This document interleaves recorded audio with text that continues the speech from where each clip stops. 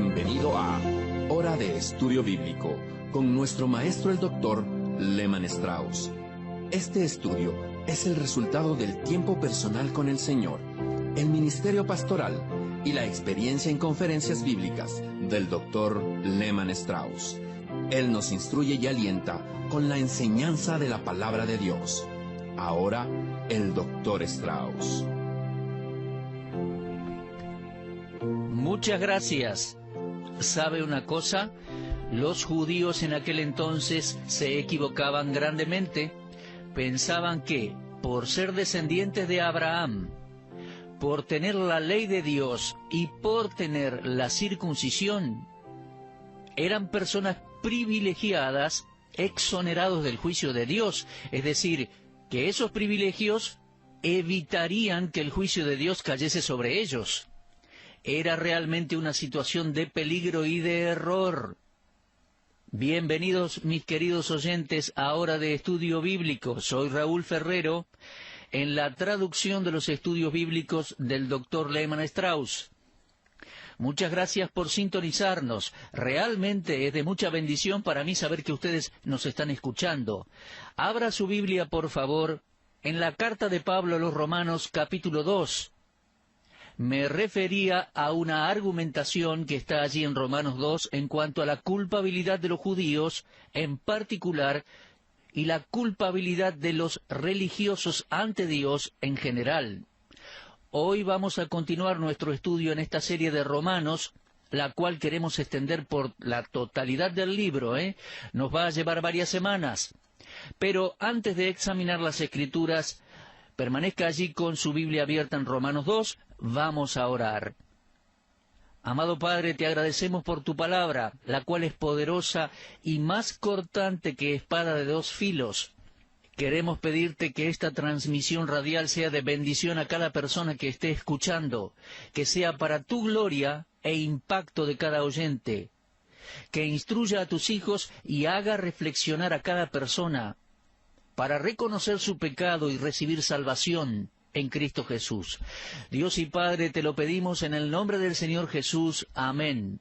Muy bien, entonces, Romanos capítulo 2, como les decía, estamos viendo las 5 preguntas que Pablo le hace a ese judío que se jactaba de sus privilegios. Estamos en la porción de Romanos 2, 17 al 29. ¿Me permiten, entre tanto, repasar un poquito? En el capítulo 1 de Romanos, Pablo trató acerca del mundo pagano, gentil, comprobando que ellos eran culpables delante de Dios. En el capítulo 2, versículos 1 al 16, Pablo trató con el individuo moralista, el que se justifica a sí mismo, que ve cómo otros cometen adulterios, asesinatos y cosas graves, pero él no las hace, pero en realidad, en oculto, hace igual cosas malas. Pablo comprueba que ese individuo, el moralista, también es culpable ante Dios y no tiene excusa. Pero avanzando aquí a esta tercera porción, Romanos 2, versículos 17 al 29, Pablo está tratando con el judío. Subraye, por favor, esa palabra judío en el versículo 17. También les dije en el programa anterior, versículo 28, 29 y capítulo 3, versículo 1. Pablo está tratando acerca del judío. Ahora, el judío tiene un espíritu jactancioso. En el versículo 17 leemos, te glorías. En el 23 leemos, te jactas en la ley. Y el judío se jactaba, él pensaba, nosotros somos hijos de Abraham. Abraham fue el hombre de fe que siguió a Dios. Nosotros tenemos al único y verdadero Dios. También decían, tenemos la ley, tenemos las Escrituras. Y sin duda, eran y poseían todo eso. Así que Pablo tiene 5 preguntas para hacerle a esas personas. Él va a ver si ellos realmente pueden ser exonerados del juicio de Dios. ¿Acaso pueden evitar el juicio de Dios? ¿Se salvarán los judíos simplemente por tener la ley y ser descendientes de Abraham y tener la circuncisión? ¿Por qué los judíos sabían lo que estaba bien y lo que estaba mal y podían enseñárselo a otros y no examinar sus vidas?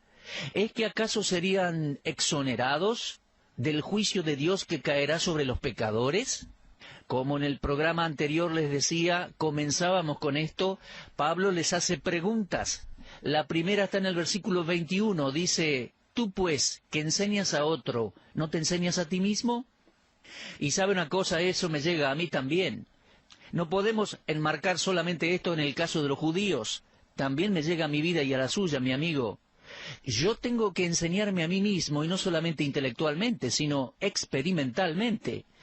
Si no me enseño a obedecer la palabra de Dios, mejor que no me ponga frente a este micrófono, diciéndole a usted lo que debe hacer. ¿Me enseño a mí mismo? Eso es básico, es elemental. Y ustedes, padres que me están escuchando, permítanme enfatizar la importancia de enseñarse a sí mismos. ¿Usted le está diciendo a sus hijos lo que está bien y está mal? ¿Qué tal ponerlo en práctica en su vida? Sus hijos no son tontos. Ellos se dan cuenta cuando uno les dice qué hacer, pero en su vida no lo está haciendo. Y si esa es la vida que usted está viviendo, entonces no está dejando ningún impacto en la vida de sus hijos. Por el contrario, ellos saben perfectamente lo que sucede, no son tontos. Enséñese a sí mismo, ponga en práctica lo que sabe. Eso lo convertirá en un buen maestro y lo acercará a Dios.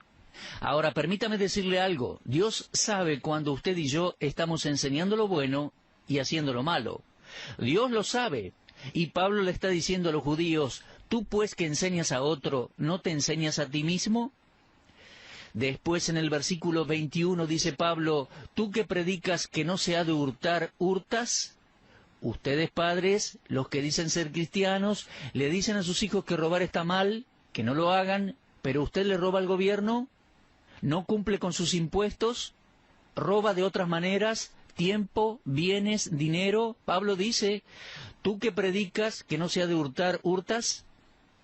Luego la tercera pregunta es en el versículo 22, tú que dices que no se ha de adulterar, ¿adulteras? Pablo está diciendo: ¿usted le dice a sus hijos y a la gente que deben tener un estándar alto?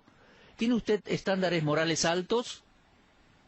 Luego Pablo dice: tú que abominas de los ídolos, ¿cometes sacrilegio? Parece que había una práctica de robar los tesoros al incendiar templos. En Hechos 19:37 parece indicarlo. Y Dios había anticipado un espíritu de codicia después que Israel entró a la tierra prometida. Entonces se les prohibió desear la plata o el oro de los templos paganos. Se trataba de una regla establecida en Deuteronomio capítulo 7, versículos 25 y 26. Y me parece en el fondo que algunos judíos estaban comercializando con estos materiales. Ahora Pablo tiene otra pregunta en el versículo 23. ¿Tú que te jactas de la ley, con infracción de la ley deshonras a Dios? Mi amigo, eso es una pregunta fuerte. Después de las otras 4, Pablo concluye su interrogación mostrándole al judío que en realidad es un hipócrita y en muchas ocasiones el peor hipócrita de todos. El judío en especial, el religioso en general. El judío es un hombre con privilegios, con una gran responsabilidad y con un orgullo justificable por los beneficios y bendiciones que Dios le dio. Pero es un hombre que dirige la vida de otros y deshonra a Dios al transgredir la ley de Dios en su vida. Y eso además era sabido públicamente, de manera que el nombre de Jehová era blasfemado entre la gente. En Isaías 52:5 leemos: y ahora, ¿qué hago aquí?, dice Jehová, ya que mi pueblo es llevado injustamente. Y los que en él se enseñorean lo hacen aullar, dice Jehová, y continuamente es blasfemado mi nombre todo el día. En otras palabras, cuando los judíos no obedecían la palabra de Dios, pero le decían a los demás cómo obedecerla, estaban blasfemando contra el Señor, y es un pecado que Dios odia. Dios va a juzgar. Y nosotros que ahora somos creyentes, nunca debemos olvidar esto. Es un principio del Antiguo Testamento, y el Señor Jesús expresó algo similar al decir: no penséis que yo voy a acusaros delante del Padre, hay quien os acusa, Moisés, en quien tenéis vuestra esperanza. Y el Señor Jesús estaba dirigiendo a los judíos al decir eso. Él dijo: Moisés mismo los va a juzgar, porque ustedes les están diciendo a otros qué hacer y al mismo tiempo quebrantan esa misma ley. El profeta Ezequiel recibió el mensaje de Dios diciendo: profanaron mi santo nombre, diciéndose de ellos: estos son pueblo de Jehová. Lo leemos en Ezequiel 36:20. Lo ve cuando la gente dice, si eso es ser cristiano, entonces no quiero saber nada. Se supone que son cristianos, pero se pelean entre sí, se divorcian. Si eso es ser cristiano, ¿para qué quiero serlo?, dice la gente. Afecta al nombre de Dios. Hace unos años atrás estaba en una iglesia donde tenían un coro numeroso, unas 85 personas. Estaba compuesto por varias parejas. Y eran amigos y solían salir a comer juntos después de los ensayos. Resulta que uno de los hombres se interesó en la esposa de uno de sus amigos y viceversa. Y después de un tiempo se agravó la situación, se divorciaron y literalmente cambiaron de esposas. Los 4 se involucraron en un divorcio. Era horrible.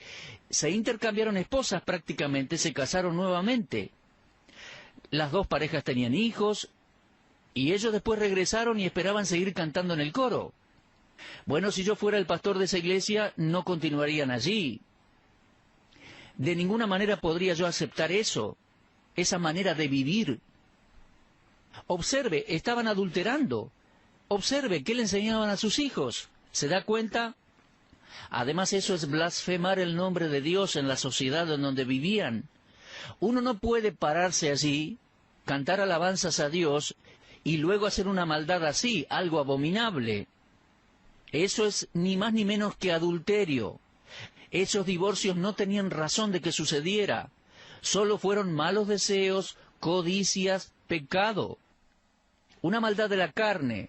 Los niños lo sufrían. El nombre del Señor fue blasfemado.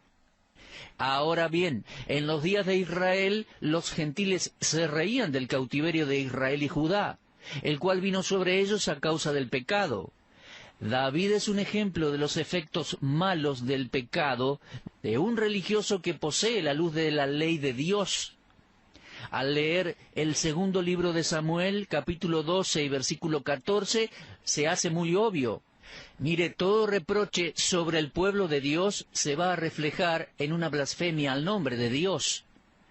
Mis amigos, tiene que haber más que simplemente profesar ser religioso.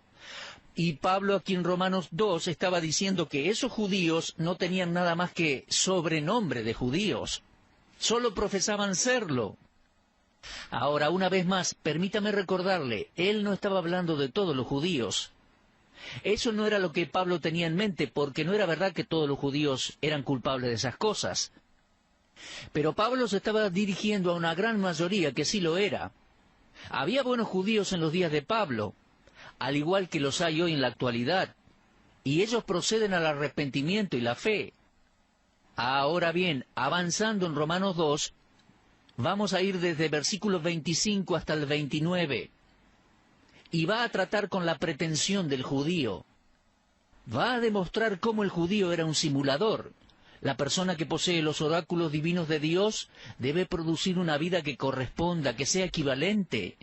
Si los paganos y ateos, que no tienen la ley de Dios, hablan una cosa y en sus corazones están planeando prácticas malvadas, bueno, es de esperar. Pero de un hombre que tiene la ley de Dios, que tiene la palabra de Dios escrita y considera su llamado como de Dios, debe caminar digno de ese llamado, digno del Señor que lo llamó. Y mi amigo, una vez más le aclaro, este tipo de hipócrita no solo está en Israel, sino que también lo encontramos en todo el mundo religioso. Lo va a encontrar incluso entre católicos y protestantes y evangélicos. Pablo trata con franqueza la hipocresía del velo con el cual el judío pensaba esconderse a sí mismo en sus pecados. En cada uno de estos versículos, capítulo 2 de Romanos, 25 al 29, la circuncisión y la incircuncisión aparecen al menos unas 10 veces. Fíjese en su Biblia. Yo subrayé esa palabra. Versículo 25, encontramos las dos.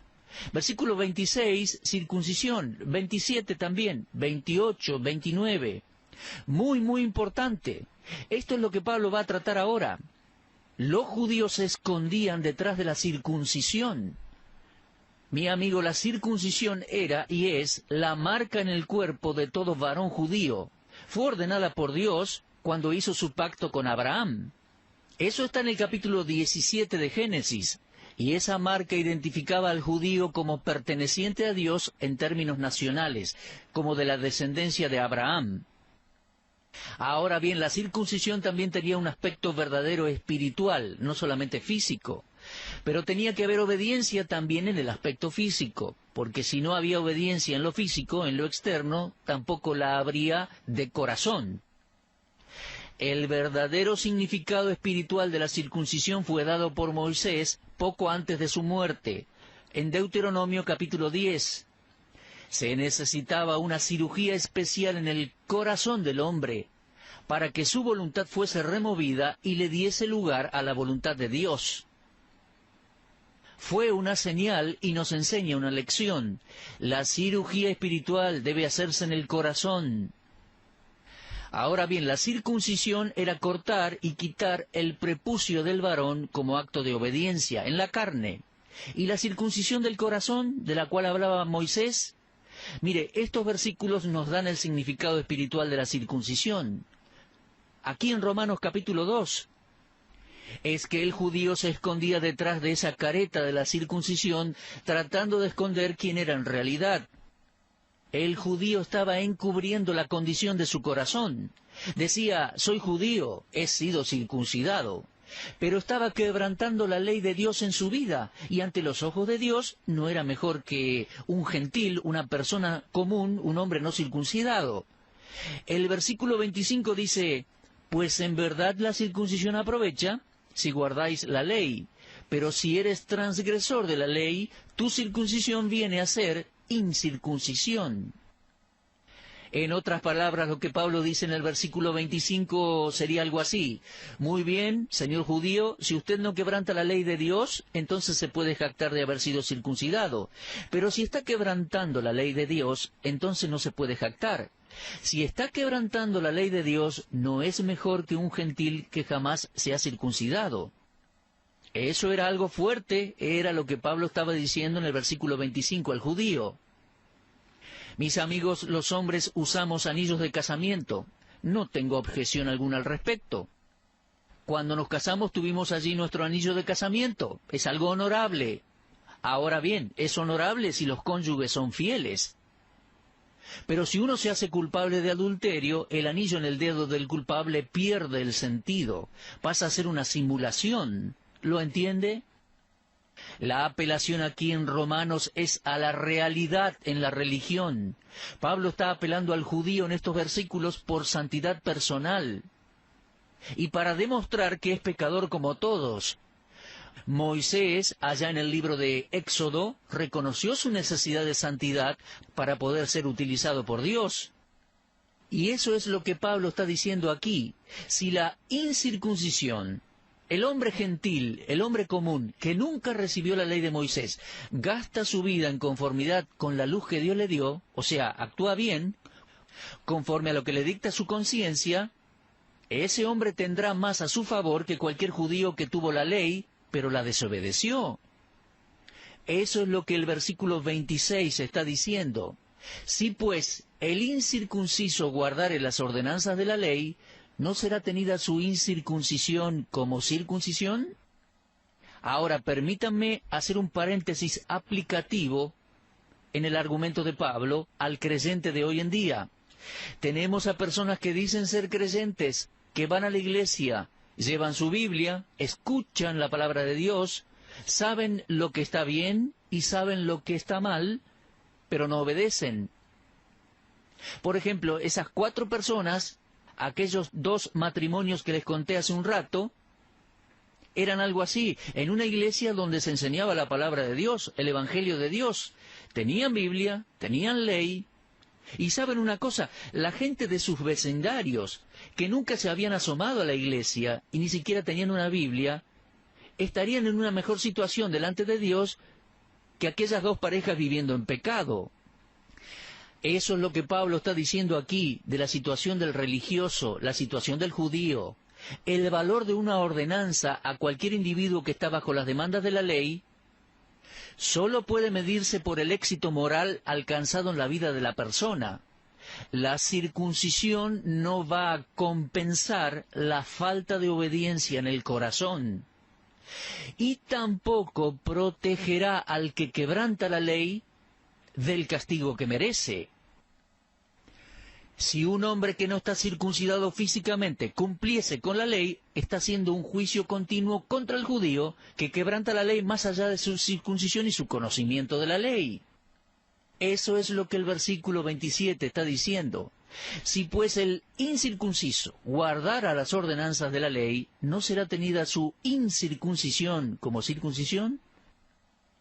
Continuamente estamos aplicando este concepto, mi amigo, al religioso, que necesita reconocer su pecado y entonces recibir al Salvador, y también la estamos aplicando al religioso de hoy en día, al cristiano de hoy en día que hace un poco lo mismo.